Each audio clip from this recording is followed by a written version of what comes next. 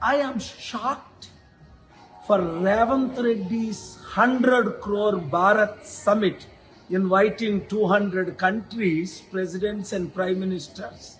Not one came, not one billionaire out of 3,000 billionaires.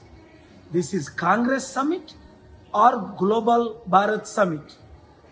He took all the proposal from me. పులిని చూసి నక్కలు వాత పెట్టుకున్నట్టు ఉంది ఈ రేవంత్ రెడ్డి సమిట్.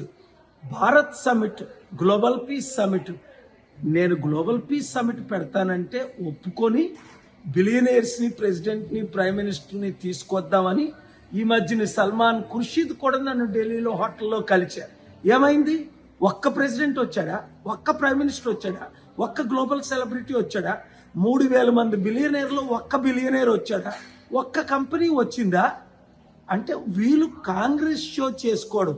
కాంగ్రెస్ సమిట్ని పెట్టుకొని కొలంబియా నుంచట, అర్జెంటీనా నుంచట ఎప్పుడో ఫార్మర్ మినిస్టర్లు. ఎంత సిగ్గుచేటు! రాష్ట్రాన్ని సర్వనాశనం చేసి దేశాన్ని సర్వనాశనం చేసేసిన సమిట్ ఇది, ఈ భారత్ సమిట్. పేరుకి భారత్, ఒక్కడు భారతుడు రాలేదు. ఇప్పటికైనా రేవంత్ రెడ్డి బుద్ధి తెచ్చుకుంటే ఇక్కడ టర్కీలో ఎలాంటి సమిట్ పెట్టావు?